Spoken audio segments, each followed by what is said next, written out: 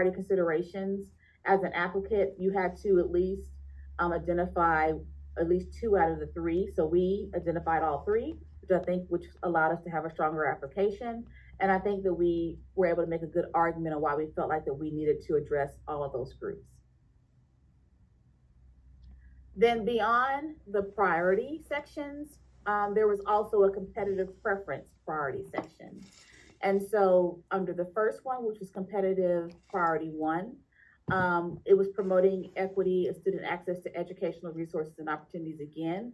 But under this section, they wanted you to speak to how you were going to intentionally partner with a post-secondary or organization that focused on making connections between a historically black college or university, a minority serving institution, or a Indian tribal serving institution.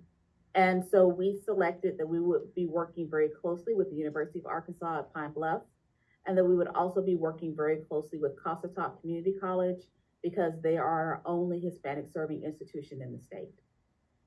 Then beyond that, we said that we were going to go above and beyond to serve students from families that were coming from low income backgrounds. So all the schools that we are going to be working with have anywhere from 50 to over 90% of their student population it qualifies for free and or reduced lunch, or is qualified as a CEP school.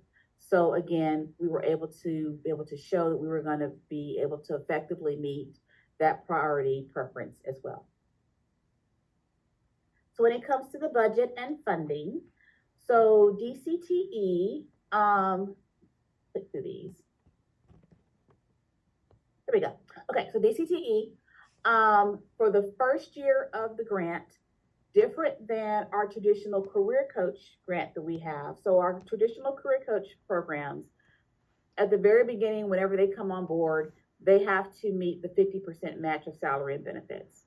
For the purposes of this grant, for the first year, 100% of salary and benefits will be paid by this grant. Then second year, we will pay 75%, and then the school district will pay 25%. And then by the third year and beyond, then we will have a 50-50 match. We are guaranteed funding under this grant for at least 3 years. We can get an additional 2 years based off of our successful outcomes and the availability of funding from the federal government. So also within our budget and what will be available to individuals that are participating with this project is funding for student enrichment programs. So those would be our college application campaign activities, where we have a big push in the fall to make sure students understand all of their post-secondary options that are available to them and assist them with applying to and being prepared to go to those institutions, as well as having funding available to assist with college visits or any other funding that's needed to be able to visit those post-secondary options. And then in the spring, we have different signing events and activities that are incorporated with that. We also have our career exploration camps that are designed to give students hands-on opportunities to be able to explore careers. So we will intentionally have career exploration camps that will focus in on construction, ag power, and teaching and training to make sure students understand those options to them. And then as we move through the implementation of this program, other enrichment activities that we feel that will benefit students to help them to be able to prepare for dual enrollment, for work-based learning opportunities, and for earning workforce credentials will be available through funding for this grant. Communications that is required on behalf of the program to community, to parents, to students there's funded through this grant as well. Being able to get offices up and running with computer technology supplies, travel training for the career coach is also included in here. As I mentioned before, any student out-of-pocket expenses that are associated with them participating in any of the 4 keys is covered as well. And then we have also included within the budget that we know that a lot of what needs to take place is providing opportunities for our teachers to be better informed about the opportunities related to workforce and preparing for credential earning, and also enrolling in dual enrollment. And so we have provided funding for teacher externships, and then also provided funding for teachers that would like to be mentors if they are doing really well at, say, a work-based learning program, or they're doing well with getting their students to earn credentials, then they can serve as mentors to other teachers. And we have funds available in the budget to provide stipends for that purpose.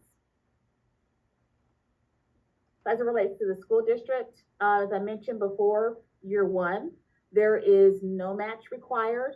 So there is not going to be a salary and benefit requirement from the school district.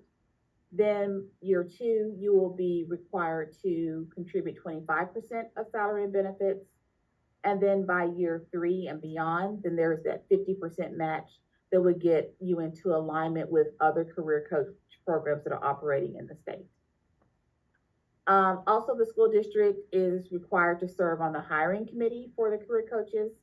So there's the process that is managed by the college, but we have the expectation that the school district is assigning at least one, if not more, individuals to serve on the selection committee with the college. And then also having an opportunity when it's time for performance evaluations of the career coach positions, we ask that you are a part of that evaluation process. Then as for the host sites, you again are responsible for employing the career coach, managing the grant, the daily operation of the personnel itself, the program, the financial management of it also. So that's my introduction. So now we'll open it for any questions that you may have. And I'll stop sharing so I can see everyone.